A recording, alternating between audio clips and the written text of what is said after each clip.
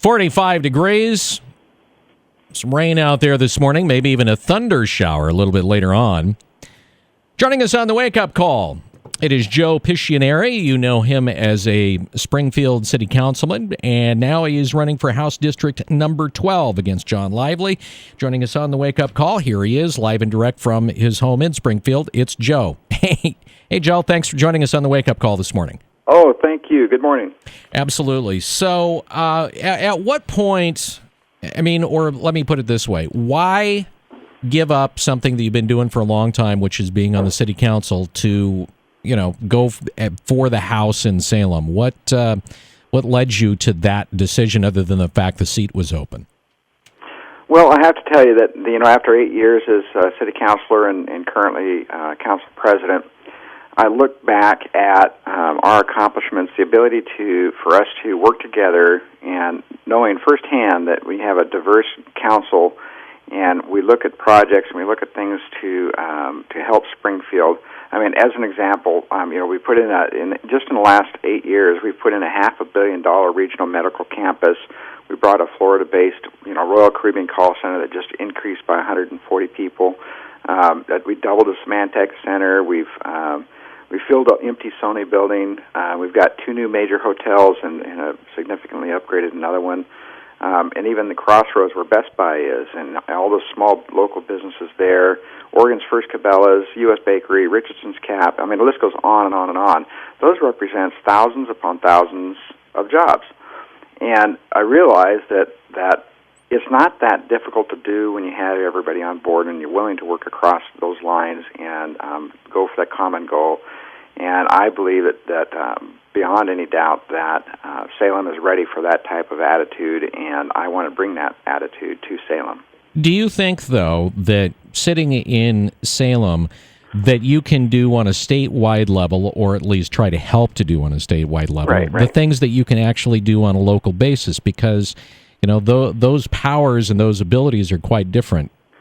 Well, I absolutely believe I can. We can, and it's certainly not just a Joe thing. It's absolutely a team effort. Just as an example, it's removing barriers that have been put in place for whatever reason that just don't make any sense anymore. As an example, here in Springfield, I was talking with a man that had a little coffee shop, a little kiosk, and I asked him, "Hey, how's business doing?" He goes, "Great. Every time I have my sign out there, I get lots of business. Can't keep up." And I said, "Well, leave your sign out there." And he says, "Well, I can't. I'll get a fine. I can only leave it up there for 30 days." And I said, "What?" And he says, "Yeah, I can only leave it up there for 30 days, and it costs me $250 a year for the permit. But if I get fined, it's like $150 each day I leave it out there." And that didn't make any sense to me at all. We go back to council and decide, well, this doesn't make any sense. Why are we doing this? So right now, we've lifted the 30-day ban. We're not charging a permit for a sandwich board sign, and we're allowing up to 2 sandwich board signs for every business in Springfield. And we had another business downtown that same coffee kiosk owner has hired another individual to help him now. And there's another business downtown that we know of that reported a 40% increase in her business. And that just removing the barrier of a sign permit, no skin off anybody's nose. It was just making common sense decisions. And I think that there is a plethora of those at the statewide level that we can do that will help businesses just like that, and it won't have any serious consequence, any serious ramifications. It's just getting to the business and asking them, how can we help you? What's going on? And where do you see the state is impeding your ability to have a prosperous business? That's where you'll find out. Talk about at least a couple of the big things that could be done on a statewide level that you think would help business that's not currently being done. Well, first of all, we need to be able to help create jobs, and that means by helping business. For example, why don't we increase the sustainable harvest rate of state forests of requiring 95% of new growth to be harvested? That would create in itself about 2,100 jobs. We've got, look at the Columbia River, to increase 450,000 acre-feet of the extra water, high-flow water from the Columbia River into the Umatilla Valley would create over 10,000 jobs. Adjusting the lower income tax brackets to provide better relief for them, but also provide $250 child tax credit to each one of those couples. That in itself would increase jobs by 18,000. Based on what numbers? Those are all coming from the Legislative Council numbers. Okay. I'm sorry, the Revenue Service, the Oregon Revenue. All right. Other things that you think should or could be done or need to be? Sure. We can do allow the new employers in the state some capital gains max rates of like 2.5% just for the first 2 years, and then bring them back up to the 5%. That alone would create about 3,700 jobs. What about PURS? Let's talk a little bit about that. Sure. Where do you think that the state should be going with PURS, and how do you think that issue should be broached? PURS is running a huge debt at this point, and in unfunded liabilities in excess of $14 billion. What can the state do? What should the state be doing to try and at least balance things out a little bit? Well, I think, as pretty much as a career-long PURS member, that's a very sensitive subject for me because it needs to be fixed. I understand that. But I can say that we definitely all need a long-term solution. In the short term, again, we're paying 9% benefit premiums to help cover the Oregon income tax hit that people get on PURS, but yet we pay that to out-of-state PURS recipients. I don't think that's correct, and I don't think that's right. There's a huge savings to be said there.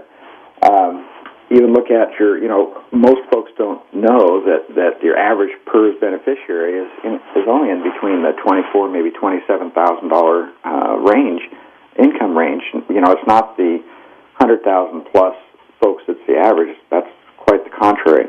But look at the COLA increases. I think COLA increases, cost of living adjustments, are well deserved in the average PURS beneficiary. But I would question, are they deserved or are they even needed for those high-end recipients of PURS? And I think that would save quite a bit of money just in itself.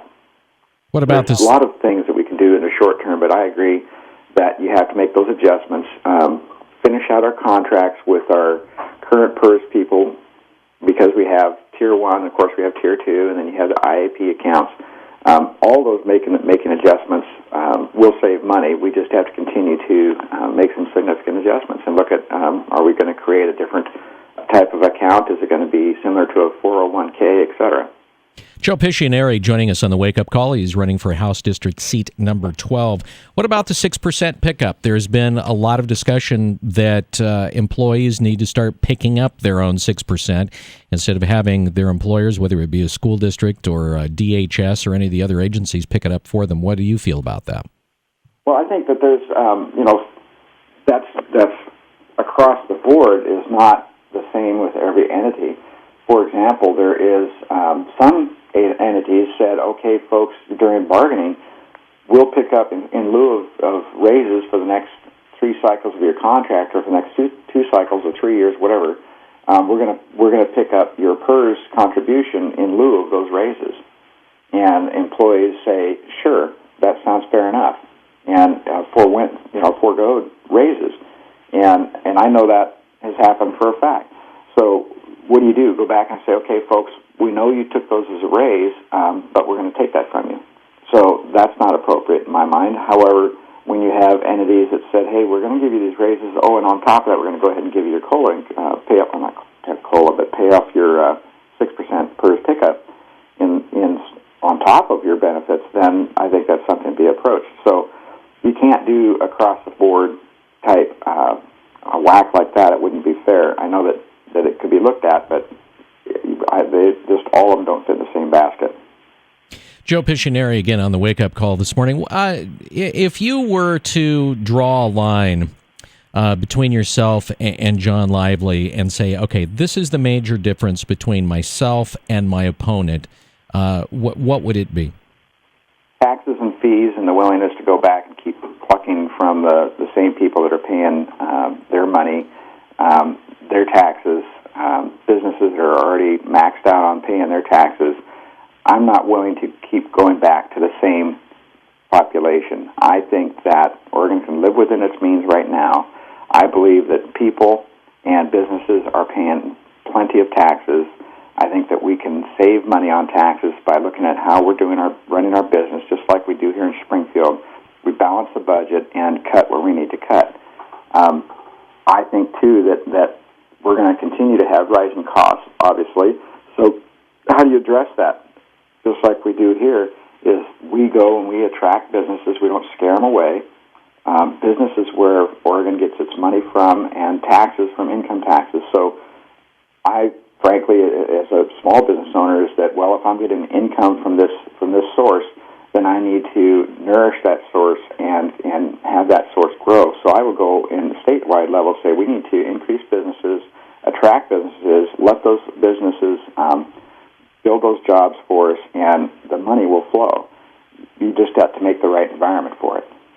One of the things in the Register Guard from last week that was definitely kind of a difference between the pair of you, he wanted to focus on health issues, you and specifically in public safety.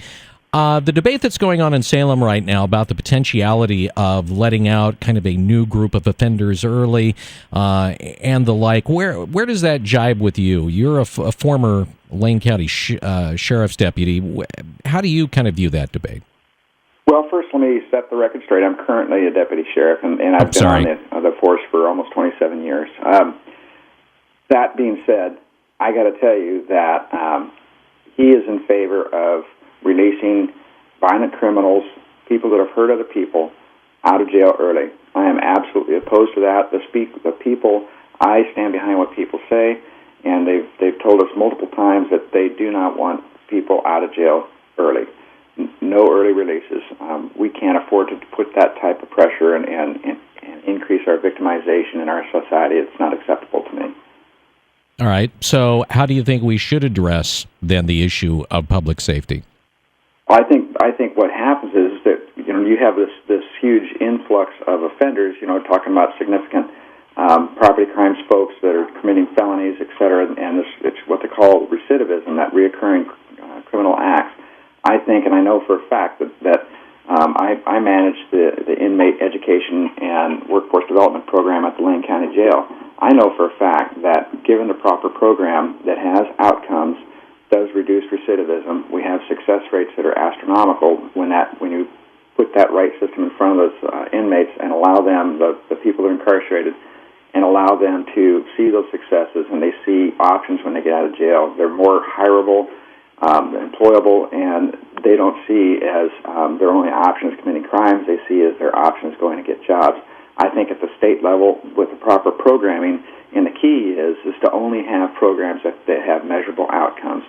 We need to get rid of any program in the Department of Corrections that do not have measurable outcomes. And so that savings right there, just that savings, should be able to pay for the right type of programming, such as education and workforce development. So when those folks get out of jail, they've got something to do. And I think that in itself will reduce that flow of offenders into the state criminal system or criminal justice system that will curb our expenses. Joe, why don't you go ahead and give us a website if folks, kind of want to check out more about you? Sure. It's my website is, of course, www.pishioneri.com, and that's pishioneri.com. All right. Joe, thanks for joining us on the Wake Up Call this morning. We appreciate it. Thank you, sir. All right. Thank you. And by the way, in case you're wondering, the invite also going out to John Lively as well to join us on the Wake Up Call. Coming up, we have Fox News coming up at the top of the hour. Andy is going to have some news as well on a local basis for us here on News Radio 1120 KPNW, where it is 6:52.